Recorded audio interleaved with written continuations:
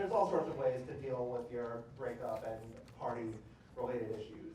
Hi, I'm Chris. We're going to talk about how to make a game about running into your ex at a party, which is great because I worked on a game like that. So what are we going to talk about? Well, one, Breakup Squad, what is this? Why are we talking about it? Who made it? And what are some of the items that we worked on? And what gives it its particular feel and fun? And then we'll go into the question, can you make games? And the answer might surprise you. So Breakup Squad. It is a colorful, shiny, 5-player multiplayer game where 2 of the players are exes, where the players want to get together in a party, and the 3 friends, having seen their relationship in the past and noticed that it's kind of toxic, want to keep them apart. There are 5 wonderful and diverse players to choose from with different abilities. The other guests at a party and your own bodies can be used to block the exes or to block other people from getting around. So it's really a sort of very positional, focused, and tactical game about your ex and parties. So who are the folks that made it? There's Hillman Enkrim, who made both the fabulous intro animation that you all saw a little while ago and also all of the game art that's actually in the game. This includes things like character sprites. Sprites are the little animated moving pieces that make the game. Also the level art, things like the backgrounds and little incidental pieces like the table art and the chair art and those sorts of things. Eden Gooding created the music for this game. We're going to talk later about the iterative process that led to the music and how we all got to a sound that we were happy with. Here is a sample.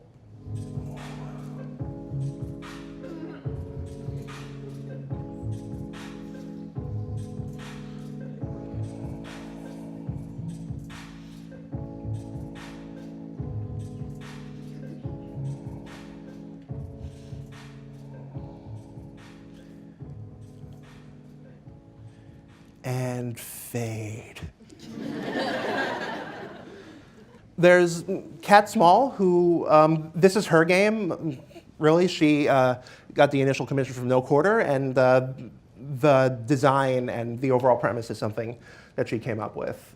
She also worked on the user experience, which is all of the items that communicate different pieces to your players, like what everyone's health is, if it's a game with health, how close you are to winning, and that sort of thing. And also the development, the programming, and the little code bits. And then there's me. I also worked on development. We're going to look at this big chunk of code later. And I also did sound design and some sound implementation. And here's some, oh no, and here's some of that. Everyone loves it. Air horn, best decision. So let's talk about some audio and music details. For the overall soundscape, we had a particular atmosphere we wanted to create. It's a sort of fun, chill house party with a bunch of nerds. And as you can see through the notes, we started to look into different things that would convey that atmosphere. We wanted sort of some chill Missy Elliott R&B sounds, and they were nerdy, so we wanted to introduce some chiptunes and some fun urban-related sounds and some other things. You'll notice in the inspiration section, there's an all-caps air horn sample, so you can tell that this was important to us. Every time the composer created a piece of music, we put it into the game and tested it because it's a very different listening experience in a game versus in a environment like a concert or something else. In a game, you have sound effects and players and other things on top, so it's important to test it in the environment that it'll be shown in. Visuals, there's a lot that we feel is different about this game compared to some other games. There's color and smiles and people of diverse races, which I don't see a ton of in a lot of games. And these are all choices that we feel help makes the game stand out. Just looking at the color palette, it's clearly a really different sort of look, and we're happy with that. Also notice that even though there's lots of colors, all the characters have outlines, which enables the player to read them even from a distance. There's also some technical underpinning to one of the features that we looked at. From a really high level, we use a tool called Unity, which is a free, well, it can be used for free, game creation tool that's been used in a lot of projects. It's really popular and has a huge base of users. This is a view of its interface. And the particular feature we're going to talk about is this zoom in right here.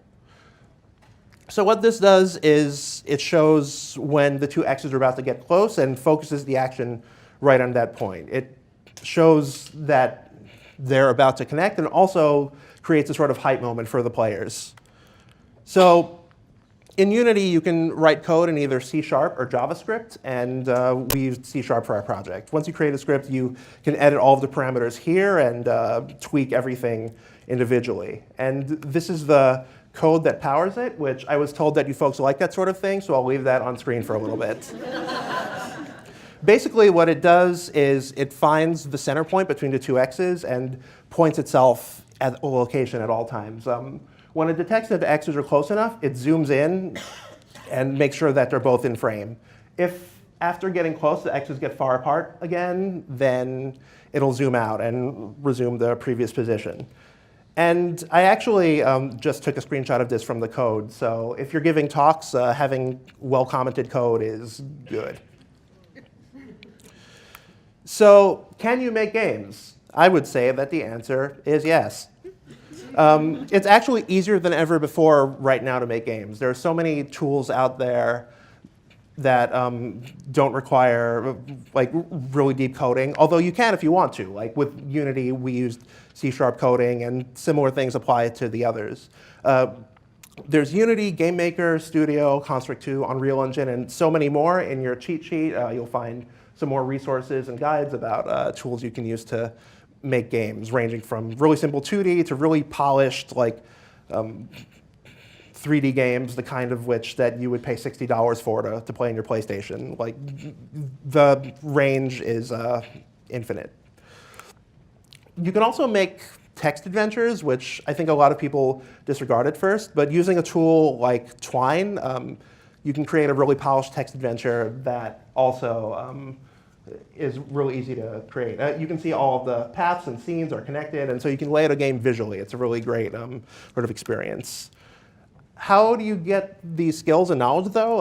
I recommend building small games, and building small games is a thing that happens at game jams. Game jams are the hackathons of the game development world, and it's a similar sort of thing. Usually 4 to 8 hours, make a small game, you have a game in your portfolio afterward. It's great.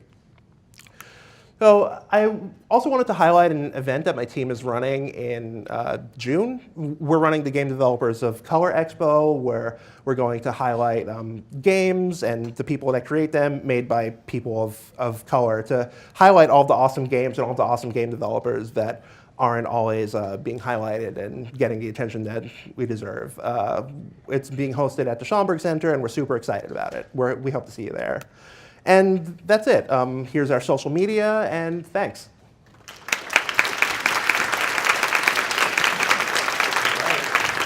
job. Thanks. Awesome. Thank you very much. OK, we're now going to switch it up a little bit.